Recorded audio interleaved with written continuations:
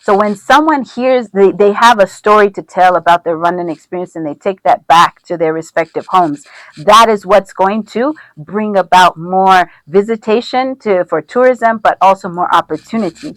The gala is now. I joked with these guys one time, and I was like, you remember in coming to America when they had the wedding, and then everybody was wearing these beautiful African garbs inspired by different things. It was a beautiful display of unique African inspired, not always so traditional. So we can wear mishananas and look beautiful, but then we can also style it up, kind of in a way.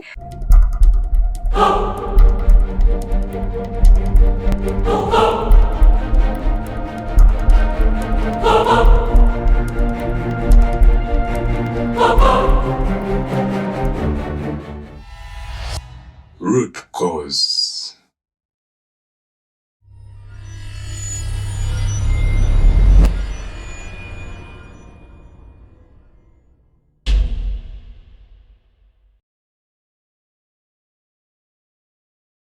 Welcome to the Loot Cross, proudly brought to you by the USA New Times.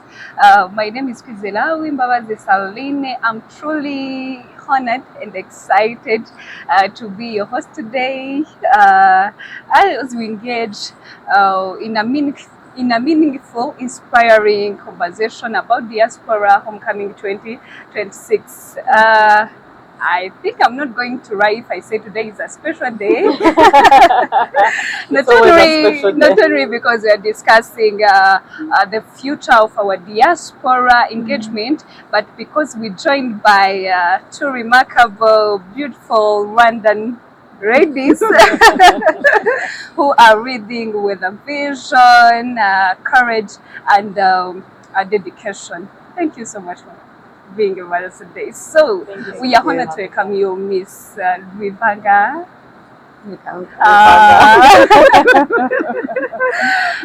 President of DMV, RCA, the Washington DC, Maryland, and Virginia Rwanda Diaspora, and also Shiva Lugege Hakiza, and a nice name, by the way. Even though Rwanda is a nice name, don't complain, but I mean Lugege is kind of, it's unique. Yeah. So thank you so much for joining us today. Yes. You're most welcome.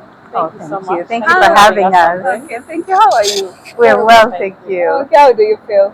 Like, when I say how do you feel for being home, especially for being in Rwanda? Yes, it's first. Yes. First of all, Sandrine, thank you for blessing us. Thank you. We're so thankful to the US New Times for the opportunity to just talk about home. How do we feel to be home? How do you feel when you're eating mandazi that has just come from the kitchen and it's warm with some chai and what? It's like a feeling that can only happen here. And so it reminds you of your childhood. It reminds you of things, those sweet aspects of your culture, your nature. And so I'm so thankful whenever I get a chance to be home. And Rwanda is growing. Like every time, literally, you come back, you see something changing. So something surprised you at this time? I would say that the one of the things that I really appreciate is the innovation. Right? Yeah. Every time there's like new technologies to make things faster, to make things, you think about all over Africa. I mean, Starlink is not so common, but here our country's investing to make sure that we have connectivity, that we have, access on different mobile. I did my first vuba last week and had Indian food delivered. So there's things that we have conveniences in the West that are here, and we don't have to feel like it's strange. It's natural for us to be able to implement the same things that we have at home, but now we're with family, we're in good weather, we're not shoveling snow in Washington DC. Yes, I understand. So how about you? I think coming home is always an experience. It's always a treat. Honestly speaking, I think that's the best way to put it. It's always a treat, and just to wake up in the morning and you don't have to go running in the like she just talked about the weather. The weather is beautiful here. The Yeah. food is fantastic. Every time I I go back got to you. America, I've lost a pound or two because the food is nice and healthy. But Yeah. also just in this particular time, it's special because we're here, to plan for Diaspora Homecoming. We're here to do different projects that we're working on. There's one we're doing with Ministry of Health. So it's really we're coming with different hats. So it's really such a beautiful experience that we don't take for granted, and we're grateful that we have the opportunity to do that. Oh, Yeah. it's so sweet. Yeah. Yeah. Yes. Thank you so much, guys. And Rwanda Diaspora Homecoming 2026 is set to bring over 600 global delegates to Kigali for culture, business, and investments. So let's start with Miss Rivanga. First of all, I forgot to say congratulations to you guys for being very elected.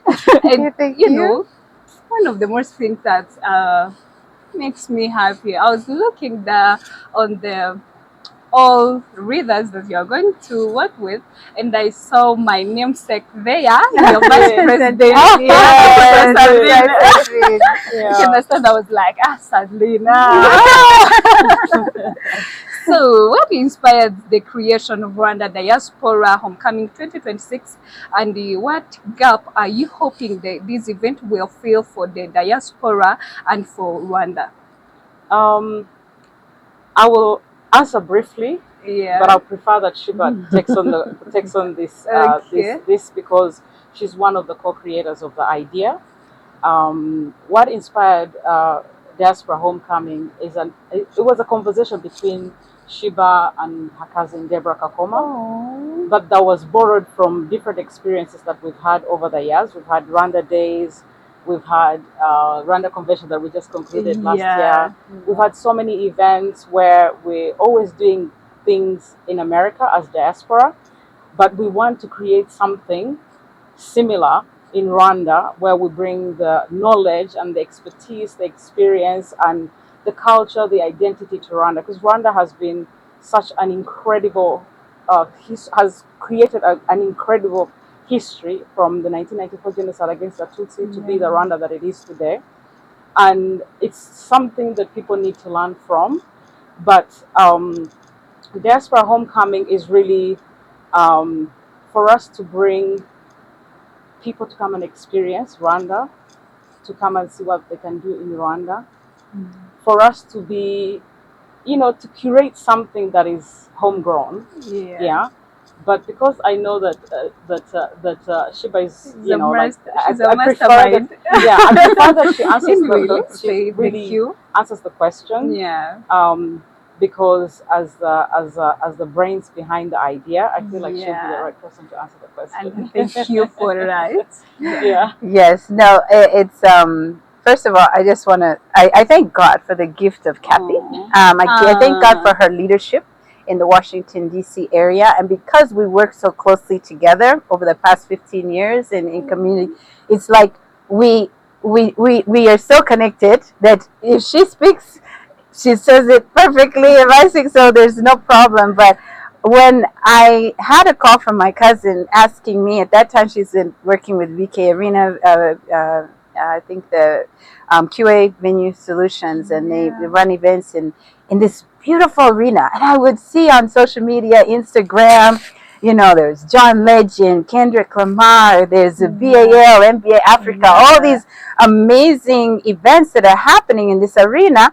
And she was like, maybe could we do something for diaspora? And I said, yeah. I said, that's a great idea. I said, we need to bring the diaspora home to be able to enjoy this arena, these venues, and the beauty of Kigali. The Ministry of Foreign Affairs, I think in tourism, they have this a motto that says, come see and go tell, right? So we need not only Rwandans to come and see the development that has happened, as Kathy was saying, over the past 32 years since the genocide against the Tutsi, but also, what is the impact that we can make even from abroad? Yeah. We have skills that have been nurtured abroad. We have knowledge that needs to be transferred. And we also have children that need to be able to connect to their roots. So when I think about the gaps that need to be filled, one, there's a cultural gap. We live in a place where it's not that easy to find everywhere as many run-ins that we have in Washington, No. D.C. We have at least a good community. We have actually not even a good community. We have an amazing community in Washington, D.C. We have good leadership, but we also have a cultural group. And in 2024, when His Excellency came for Rwanda Day in Washington, D.C., our children performed for the president. Yeah. Traditional Kinyarwanda dance. It was amazing. And so we have those children who are learning, but it's also important for them to be able to see it at home. Then we have our businesses that are in the U.S. looking for opportunities. Where is the source of everything in this world? In Africa. So they need to have a soft landing in the safest, cleanest, most positively progressing country in Africa, which is the heart of Africa, which is Rwanda. So that's why we want diaspora to come home. And it's not just Rwandan diaspora. This event, as you say, is inspired by other events, such as Year of the Return in Ghana that started in 2018. We also have a homecoming tradition that happens in American universities, especially historically Black colleges and universities. So we want African Americans, Caribbean Americans, other Africans to feel like if you want to come to Africa, the best place to start, the best place to settle is in Rwanda. Rwanda. You can say that again. Maybe to add on to that, Rwanda, to make Rwanda as the gateway for diaspora homecoming is very easy because we have structures and systems in place that make it a lot easier for us to go and talk about bringing people home. To invite over 2,000 people to come to Kigali this coming August is something that requires, you have to be in a space that is secure. You have to be in a space that has systems that work very well. Rwanda right now is number 2. It's always between 2 and 3 MICE like conferences, destinations. I mean, next to Cape Town and Morocco, I believe, if I'm not mistaken. So really, we want people to come and see, like she said, come see, go and tell, but also, with the different things that are happening, to have an alternative. We want our children to come and reconnect with Rwanda, with our culture, with our identity. So yeah. Yeah, that's cool. Thank you so much. Miss Rivaga, let me ask you this. This is more than culture festival. It includes business, investment forum. What concrete outcomes do you want to see come out of these 4 days? So out of the 4 days, if you look at first of all, I hope this week we should have the website out already. So out of the 4 days, we want business deals. We want people to be able to create MOUs, to participate in the different ecosystems that we have within Rwanda, whether it's in the health sector, whether it's in the real estate, whether it's in the banking sector, whether it's even just just enjoying the culture, the identity of so many people that, especially for African Americans who have not lived, they've only lived in the US. Some of them have never even left their states, right? To bring them so that they can really learn from Rwanda, and of course, as parents, for us, it's even outside of the investment and deals and the panel discussions that we're going to have. We want our children to come and experience Rwanda differently, just to be, because, for example, from our experiences for Rwanda days and the convention, it's like it's a day of, like, you just asked us how we feel being in Rwanda. We want them to feel the way we're feeling when we come to Rwanda, but most importantly, be able to bring that knowledge, the brain knowledge, the knowledge transfer into Rwanda. Rwanda is open for business, so we want people to come and participate in that business. Black Americans, blacks actually, global African diaspora, or people of that look like us, have a spending power of 4.4 trillion $4 trillion annually. annually. And Africa alone, I think it's now 2.1, if I'm not mistaken. African American. Yeah, African Americans is 2.1, and that is money that can be invested in Rwanda. You know, the idea is to make sure that people come and with the world economy, Rwanda is open for business, so we want people to come and experience Rwanda from beyond the culture. Yeah, thank you so much. Let's back to Ms. Lugege. How do you see the Rwandan diaspora, especially in the USA, playing a strategic role in Rwanda's economic and social developments? Sure. So I think that there's been a lot of great bilateral relationship that has been created between the United States and Rwanda. We have, as Rwandan community abroad leaders, we have a good relationship with the embassy. We have a commercial attaché desk that works specifically to be able to promote investment opportunities. And so it's important for Rwandan diaspora to come home to see for themselves what needs to be done, then go back to their respective professions and companies, and then see how can I leverage this expertise that I have, whether it's capacity building and training and mentoring, whether it's starting a business and being able to employ more people, right? We know that in the 50s and 60s and let's say 70s, let's say when my father had to flee exile from war, he came to the United States and got trained. He got his PhD. Many other Africans, other Rwandans, are highly trained in abroad. And so there is, instead of that brain drain that took so many brilliant minds, we're now wanting to reverse that. Correct. And now have those experts see that there are opportunities for us to thrive as Africans, that we should not be beggars, but we shall be excellers. We are here, God designed us for greatness. Sometimes we're conditioned to think mediocrity is our portion. That is not the way that we are designed. And so we have innate gifts that our president continues to say we should not feel any less than any other country or any other person in this planet. We have the innate abilities to do more than anybody could ask or think. And so that's the reason why, by having the opportunity to engage in business, economic opportunity, being able to work with, we have banks that are setting up diaspora specific programs, whether it's in mortgage lending, so it's easier for us to be able to buy property, whether it is in investment with partners such as RSSB. They've done presentations to us on how we can also start thinking about our retirement, right?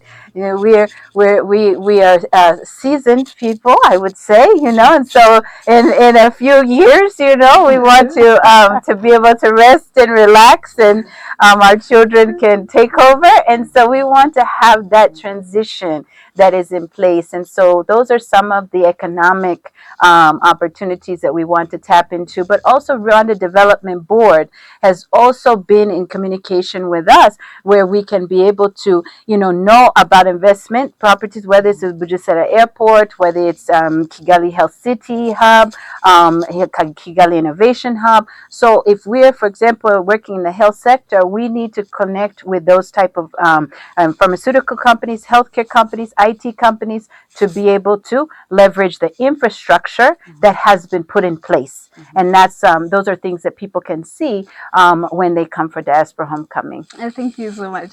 So let's see the investment climate. For the first time diaspora investors who may hesitate, what message do you have about Rwanda's business environment today? First of all, Rwanda has offers policy consistency. Yeah, true. There is regulatory clarity, institutions, responsiveness, and sector prioritization. So beyond the metrics that I just mentioned, there's a governance, there's a culture. Rwanda has institutionalized accountability through the national dialogues that we just attended. Shib and I just attended. So really, my message to those who are hesitant is it's really simple, right? Start structured, come and attend Diaspora Homecoming. Start informed, right? And start aligned. So the ecosystem does really exist, and you don't have to navigate this on your own. Yeah, that's true. Yeah, thank you so much. Shiva, let me ask you this question. The event is described as a Pan-African Summit. How are you ensuring that this gathering speaks not to Rwandans, but to the wider African and the global African community? That's a great question. So, Sandrine, it's so important that we see the bigger picture. And that means that Rwanda cannot, just operate in isolation, that we have collaborative partnerships with our neighbors, but also with the global African community. I had the privilege of being born in a country. I was born in Uganda, raised in the United States, and I'm Rwandan. So I've had a Pan African experience. Katogo, as we say, yes. And I'll speak to my late dad because he was a great inspiration to me when it comes to Pan Africanism. And he always, and even my mom, they taught us to be proud of our African culture. And in college, I started an organization called the Seeds of the Diaspora. I was at that time attending a historically black college and university called Grambling State University, and I noticed that there was like some kind of tension between African Americans and Africans. So we were African students. I grew up in an African home, but I grew up around Americans. So I was like kind of in the middle. And I realized at the end of the day, we are one people. Colonialism separated us by tribe. Slavery separated blacks by color. Light skin, dark skin, all of these things were designed to keep us down. Now, once we wake up to that reality, that we are stronger united, that message is now coming across where we see the African Union, we see the Sahel in West Africa coming together with the other leadership. We also have the Congressional Black Caucus that has been engaged through our embassy partners. We have trade missions. We were just speaking about a group early yesterday with their embassy that are bringing African American investors to invest in Rwanda. And so this is the time. This is our moment. And if we can be able to let people know that the door is open. A young man last month, had never heard of him, so don't be offended. I shall speak. But his 20-country African tour did an amazing job for African diplomacy, right? And it was just because he came. He was a young African American guy, and because of his 50 million following, now people have a different impression about Rwanda and the other African countries he went to. And so through our missions abroad, through our Rwanda community abroad, through Minefet is our line ministry partner through this. And so that infrastructure is allowing us to communicate with many different platforms and being able to bring that Pan-African community to Kigali. Yeah, thank you so much, Ms. Luwanga. What the opportunities will this homecoming create for young professionals, as she was saying, and the second generation diaspora who want to connect with Rwanda in a meaningful way? First of all, second generation, I think would that be you and me, or would that be our That'll kids? be your kids. I wish, right? So really, they often feel emotionally connected, but structurally disconnected. So what homecoming really creates is an opportunity for mentorship, is an opportunity to create internship pathways, professional immersion tracks, right? And an exposure to Rwanda's ecosystem, innovation ecosystem. So basically, Diaspora Homecoming is building a structured belonging, giving them an opportunity to be able to go beyond just a visit, but create opportunities and pathways to engage and contribute to Rwanda. So I feel like that's what really Diaspora Homecoming does for our children. It's really good, actually. I have attended the ABH 2025. It's an African Business Heroes. Nice. I don't know if you saw it. Yes, I did. You did? I saw it, yeah. Okay. You saw how African young Yes, it's generations so are trying to inspiring. compete. Yeah. And we saw so many Rwandans are there Yes. to compete. Yes. That's really good. And I hope this homecoming 2026 is going to add something very, very big on it. And Yes. I think next year, ABG. We should be there. Okay. Yeah, so Yes. really come back to you. Yes. So why is Curry Chatters, the Afrofusion Gala and other events is so central to this initiative alongside business and investments? Sure. I want to just, if I can, go back a little bit about the Yes, next okay. the second generation. Mm. By 2050, 40% of the world's population will be young people below the age of 25 on the continent in Africa. Will be Africans. Okay, and so if we are going to think about the future, not only of Africa but of the world, it's here. So we must invest in the next generation. So one of our core pillars, we have three. One is governance, really promoting the fact that we do have all of the structural policies and things like that that Kathy spoke about. Two is business. We want to engage in business. But the third one is youth. So there'll be a huge component, especially on the fourth day, where we're working with the Ministry of Sports, Youth, and Arts to be able to bring together youth at Kigali Sports City for basketball, for football, for different types of competitions. Also in Tororo would be completing their And also we have another building, Zaria Courts. yes, exactly. Isn't it? It's fantastic. Actually, we found one of a young boy who we grew up knowing from Diaspora. You know, from he was Washington, 2, 3 DC. years old when they first moved to Washington, and now he's working at Zaria Court after he finished university, graduated, and he came home. So those are examples of diaspora children who have grown up abroad, but then see opportunities like working at Zaria Court and being able to tap into that love for basketball, love for sports, because sports is a unifying force for culture. And so when we think about the cultural aspect, the third day is actually the 7th of August, which is Umuganura Day. And so we want our guests, or those who have maybe never experienced Umuganura, the harvest, the African food, that whole fusion, it's going to be on full display. African fashion show, artisans, storytelling. Yeah, you know, and in my professional training, they used to tell us that facts tell, but stories sell. So when someone hears they have a story to tell about their running experience and they take that back to their respective homes, that is what's going to bring about more visitation for tourism, but also more opportunity. The gala is now. I joked with these guys one time, and I was like, you remember in coming to America when they had the wedding, and then everybody was wearing these beautiful African garbs inspired by different things. It was a beautiful display of unique African inspired, not always so traditional. So we can wear mishananas and look beautiful, but then we can also style it up, kind of in a way. So we want to see that there'll be red carpet, there'll be live music performances, traditional and modern. And so that's what we are as Africans. We like to have fun. We like to eat good food. We like to be able to be together. So that's what homecoming is all about. Yeah, thank you so much.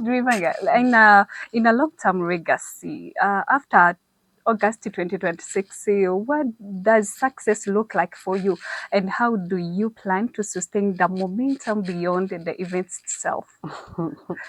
Make sure you add something to that. To us, really, success looks like a functioning diaspora coordination mechanism.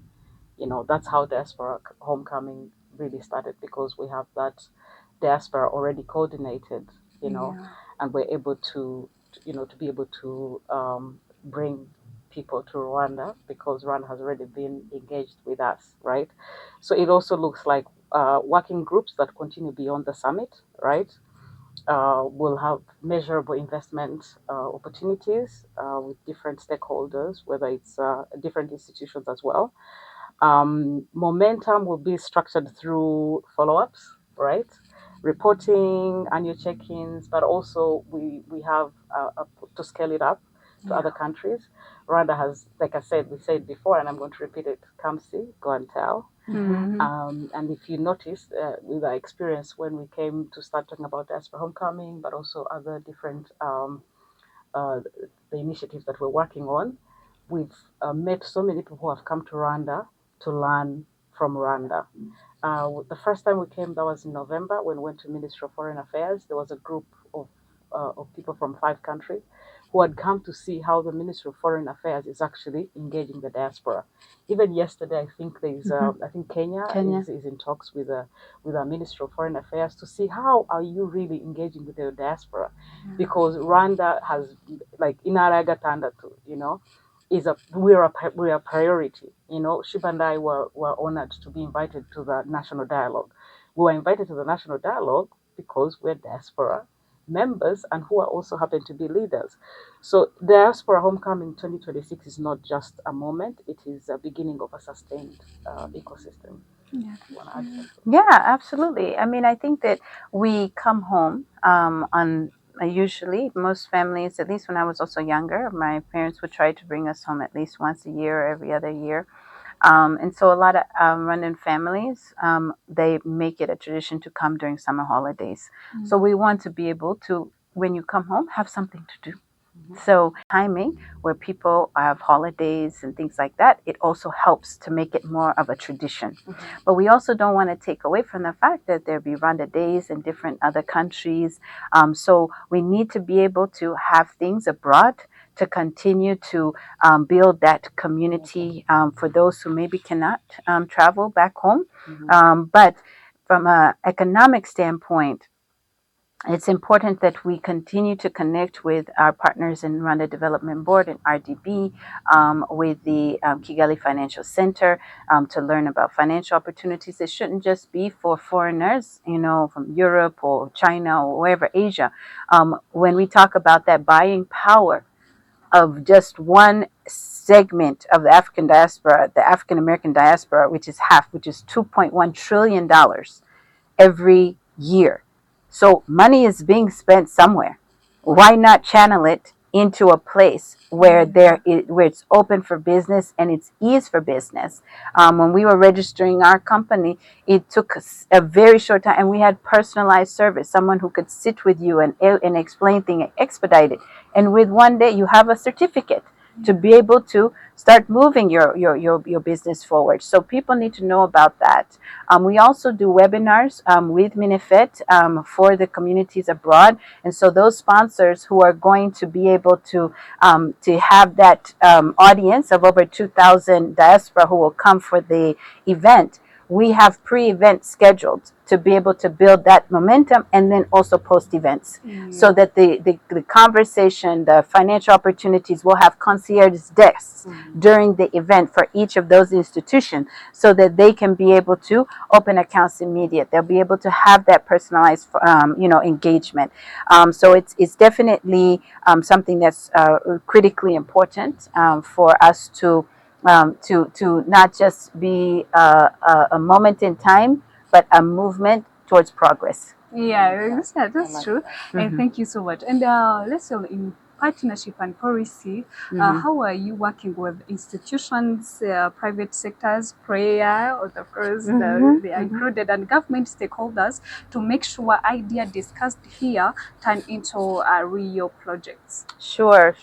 I think that the infrastructure of USRCA is one step, right? It's being able to have Minifet as the foreign affairs partner. But also, when we think about other line ministries, so what the Ministry of Foreign Affairs is doing now is aligning the event with other ministries, such as Ministry of Trade, Ministry of Finance, where we can be able to tap into also like PSF, the Private Sector Federation, the Bank of Kigali, the Rwanda bankers associations, different other formal structures that allow us to not only just speak on the government side, but also we're also liaised with the private sector, because private sector is the engine of any economy. So we want to be able to have business owners and entrepreneurs both here and abroad to connect. We hope to have an event that's going to be able to be a business matchmaking, Yeah. where we'll be able to tap into people in specific specialized areas of expertise in business to connect with counterparts that are looking for those opportunities. So it's just we've been facilitated by our partners in the embassies, specifically the United States Embassy, and we're so thankful for our embassy partners there. Our ambassador, Mathilde, is such an inspiration to us as Yeah. women in leadership. Absolutely. And she has shown us that she can transcend any capacity, as now leading the diplomatic corps in the United States, as we saw her last week during the State of the Union. And so it shows that we have stakeholder engagements at all levels to make sure that this event is successful. Yeah, thank you so much. There's something you mentioned, but Mm-hmm. we come back for that. You mentioned something about Mm. women's in leadership, and Yeah. we'll go back there. Yes, yes, for In the sure. end, but Mm-hmm. Rivaga, Mm. for someone in the diaspora who is watching this and thinking, why should I come? And what is your strongest invitations to them? Okay, Thank you you for that and wonderful. Yeah, no, thank you for I that can see wonderful both of you question. have. Yeah. No, no, no.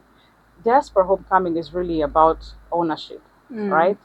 So I always say that we stand on shoulders of generations of people mm, that built Rwanda, right? With discipline, a sense of patriotism, right? mm, This is the legacy that is actually calling us to do what we're doing right now, right? But in a structured contribution, right? So this is your opportunity to move forward beyond the observer yeah. and be a stakeholder, right? So we combine our global knowledge, our networks, right, and capital in one coordinated dialogue. So we can shape the next chapter of Rwanda's economic story. So we are telling them to come not as guests, but to Mm, come as builders, right? If you like, you know, any single person that like for me, if I look up about my own personal story, I was an observer for a very long time, as a young adult. And it wasn't until 2011, and I say this all the yeah. time, 2011, that I was honored. I call it an honor because that began my journey as a diaspora leader, or as a diaspora member, active diaspora member. When I attended Rwanda Day, I coordinated Rwanda Day in 2011, and for the first time, I just stood and I said to myself, I cannot be, I cannot be on the sidelines anymore. Mm, I cannot come and be the me of then, the young adult of then. And, here we are bringing diaspora homecoming to Rwanda, mm. something that, started as me just being, a little, drop in that ocean of so many people that are contributing to Rwanda's development. Yeah, thank you so much. And I can add something. I saw you smiling at a few. Add something on that.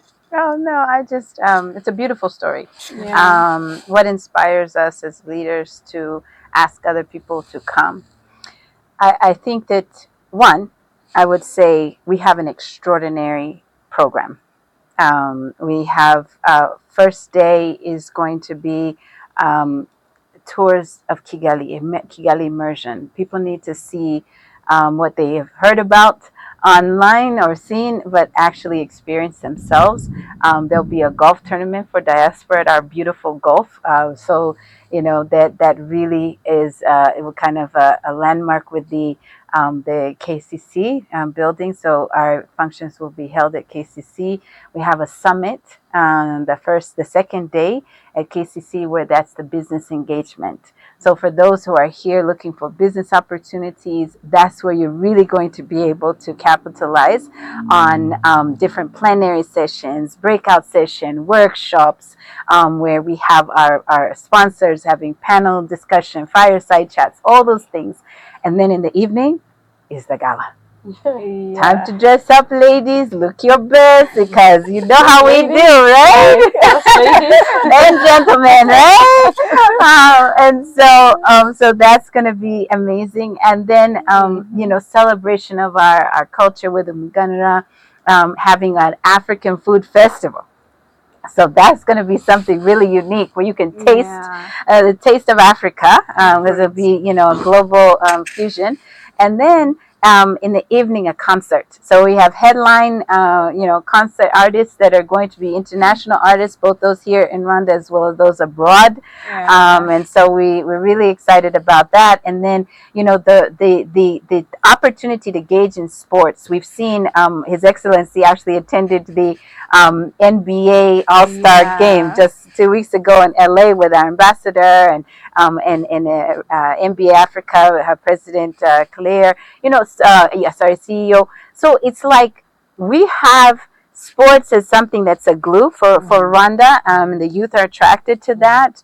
And then also we're going to be able to invite people through our travel partners to go outside of Rwanda. And so we have packages for them to go to Akagera, to go, if they want to go see gorillas trekking, whatever, if they want to go to Lake Kivu and do a cruise on Lake Kivu, Nyungwe Forest, whatever it is, the options are endless. So you're going to go somewhere for holiday in the summer. Why not come to the heart of Africa and be here with your people, eat the best food, have the best music, and then be with beautiful people? How can you go wrong? We haven't talked about that walking path if we haven't tried. Oh yes, night run along the green trail. For those who are a little bit, yes, so we're a green economy. We want to promote healthiness and being able to be our best selves. We're going to live a long life. We got to exercise, and so it's a beautiful thing that Rwanda is doing, and I'm so honored.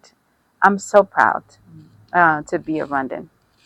I am proud to raise children who know where Rwanda is and that they know that they're Rwandan. They may live in America, but at the end of the day, we are who we are, and nobody can take that away from us. That's true. Yeah, thank you so much. And they mentioned something about the green, right? Green. Are they at Kimihurura? And we also have a lot of things. Yes. Trust me, stay more days here. Exactly. We want to enjoy all the things. So we have a coffee day. Yes. We have so many little things. So let's back on something you mentioned about women in leadership. So we are heading to the end of our conversation, but I can let you guys go without saying something on that. So we are not going to go back to days where women we are not supposed to be there. And trust me, kind of proud that we are taking something big. And let's talk about Rwanda and Rwandan government especially. I have seen few days that Rwanda have a large number of women in parliaments and in different sectors. You can see that women are doing an amazing job. So what's your message to young ladies, young women that are trying to make it? Because there are African countries that women are still and home kitchen taking care of kids, and also that we also have ladies think like that maybe their eyes are still closed. What's your message to the women, especially the women that have big visions for themselves? Sure. No, it's great. First of all, I'm just so proud of you, Centrine, being a phenomenal young woman, just articulate. And I think we got to give each other, first and foremost, our flowers. So I want to give you your flowers as an extraordinary a journalist and someone who can be able to have your voice extend to those young girls who are watching on a YouTube or watching on the television and say, I see Sandrine, so I can do it too. So we had a leadership in our government, His Excellency, and leaders who said, if we're going to grow as a country, we can't leave the women behind. Women are the anchors of a family. Women are carriers of culture. And when a woman is not educated, it erodes the whole family, because women are teachers. Our first teachers are our mothers. I have the privilege to have an extraordinary mother who was a working mother, who was committed to not just nurturing us at home, but also being able to share her knowledge. Oh, let's talk about the women's empowerment. So, Yeah. as a woman serving in a leadership and decision-making position, I can say that what advice would you give to other women uh, who would who inspire to step into a leadership by may adapt their abilities? Sure. Well, I would first of all tell women and young girls that you shall not be afraid. Fear can never allow you to reach your full potential. Yeah. We have all felt scared at certain times. Yeah. I think that what has carried me into leadership is having one faith in God, knowing that God did not give me a spirit of fear, but of love and a sound mind. So, with my education, with my background, and with an extraordinary mother as my anchor as well, I've been able to say, I will walk into a room with the same ability to change and make an impact that any man can. I'm a mother of two girls, and I want them to feel like the sky is the limit and that they can be able to accomplish anything that they put their mind to. In Rwanda, we see visionary leadership that invested in women, where we have 64% of parliament that is female, the largest in the whole world. And so, as Rwandan women, we have a responsibility to lift each other up. What can never happen, our success cannot be at the demise of another woman, another female. As leaders, we must recognize that our unity is our strength. I have a son, I want to raise him also knowing that women are not to compete with him, but to complement him. And so when we recognize that we are stronger when we are looked at as competent individuals that have offers of treasures and talents to give to the world, whether you're male or female. Everybody should have equal opportunity, and so I'm grateful for the fact that I had leaders, I had mentors who believed in me, who didn't, think down that just because I was a female. My father raised us as four girls, and it was something that he imposed upon us. We must study hard, and we did that. And so I want to continue that legacy with the next generation of investing in them and in uplifting and empowering others. Yeah, that's Thank you. cool. And I can see that you want to add something. But let me ask you this. What message would you like to share with the women who have the potential to read but are still hesitant to take up a space in a leadership? I love that. First of all, like Shiba just really articulated very well. Women are the heart of the society. If you just look at just a home, if you don't have a strong, firm mother or woman, in the family, it crumbles oftentimes. And there is, like she said, um, if they there's a saying that behind a successful man, there is a strong woman, right?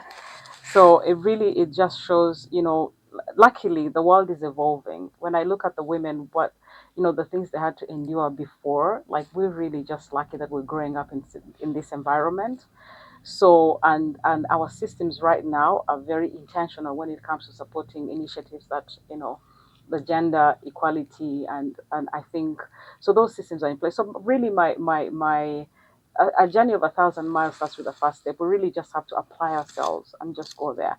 Personally, like I never thought, like it was because of my mother. She always would tell me, you can do this, you can do that, so that really continued to empower me. Even us as mothers, quite honestly, I think the role is on us, or as society, to really continuously encourage our young girls to really achieve, because I have my niece. I keep telling me, as I was saying, really we just need to encourage one another, and especially as society to empower women, because when a woman is empowered, the whole society is empowered. True. Yeah. Yeah, thank you so much, guys. I just want to thank you for you. joining us, especially on the USA New Times, for blessing me. Having you is really honored.